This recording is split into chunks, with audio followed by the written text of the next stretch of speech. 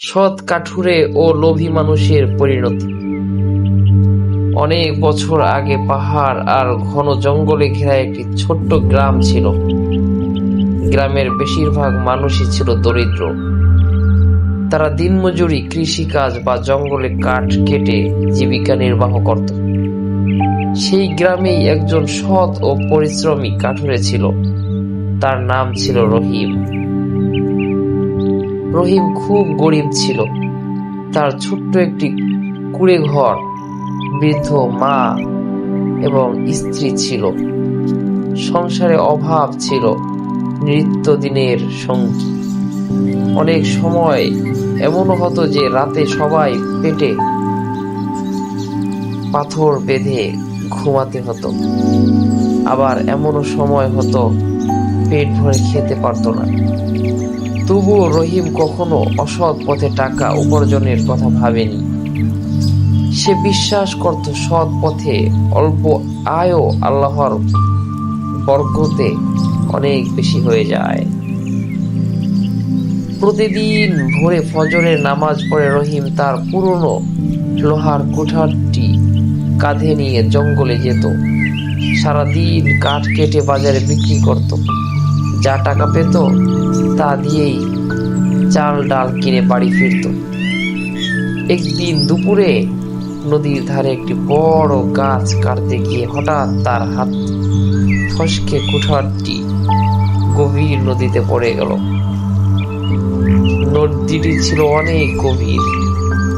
যতই চেষ্টা করুক কুঠারটি আর খুঁজে পেল না। রহিম নদীর পাড়ে বসে কাঁদতে লাগলো, কারণ ওই কুঠারটি ছিল তার একমাত্র সম্বল। সেটি ছাড়া সে কাজ করতে পারে না, সংসারও চলবে না।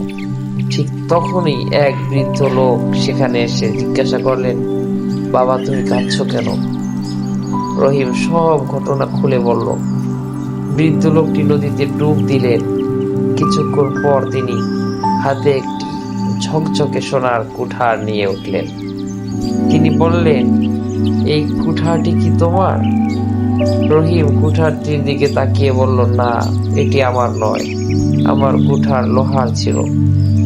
বৃদ্ধ আবার নদীতে ডুব দিলেন। এবার তিনি রূপার কুঠার নিয়ে এলেন। এটা কি তোমার? রহিম আবারও বলল, না, এটা আমার নয়। তৃতীয়বার বৃদ্ধ যখন নদী থেকে পুরনো লোহার কুঠারটি নিয়ে এলেন, রহিম আনন্দে বলে উঠল, হ্যাঁ, এটাই আমার কুঠার। বৃদ্ধ হাসলেন। তিনি বললেন, তোমার সততায় আমি খুব খুশি। তাই এই সোনার, রূপার এবং তোমার নিজের লোহার 3টি কুঠারই তোমাকে উপহার দিলাম। রহিম অবাক হয়ে গেল। সে আল্লাহর শুকরিয়া আদায় করল এবং কৃতজ্ঞ চিত্তে উপহার গ্রহণ করল। গ্রামে ফিরে সবাইকে ঘটনাটি বলল। গ্রামের এক লোভী লোকের নাম ছিল করিম। সে সব কথা শুনে মনে মনে ভাবল, আমিও যদি একই কাজ করি তাহলে অনেক সোনা রূপা পাবো। পরদিন সে ইচ্ছা করে নিজের কুঠার নদীতে ফেলে দিল এবং জোরে জোরে কাঁদতে শুরু করলো। কিছুক্ষণ পর সেই বৃদ্ধ আবার এলেন। তিনি নদী থেকে সোনার কুঠার তুলে এনে জিজ্ঞাসা করলেন, এটা কি তোমার? করিম সঙ্গে সঙ্গে বলল, হ্যাঁ, এটা আমার। বৃদ্ধর মুখের হাসি মিলিয়ে গেল। তিনি বললেন, তুমি মিথ্যা বলেছ।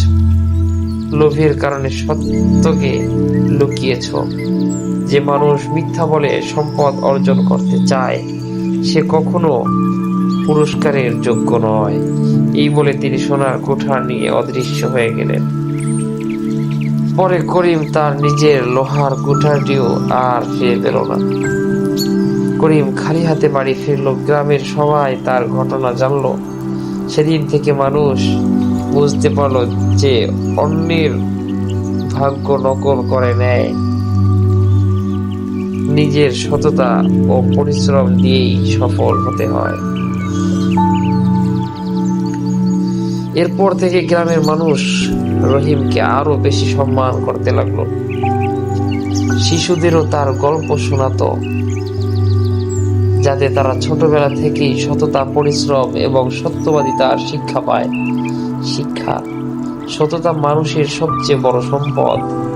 লোভ মানুষকে অন্ধকার জগতে নিয়ে যায়, আবার লোভ মানুষকে অন্ধ করে দেয়। মিথ্যা বলে সাময়িক লাভের আশা করা যায়, কিন্তু শেষ পর্যন্ত ক্ষতি হয়। পরিশ্রম ও সৎ উপার্জনে আল্লাহ বরকত দান করেন।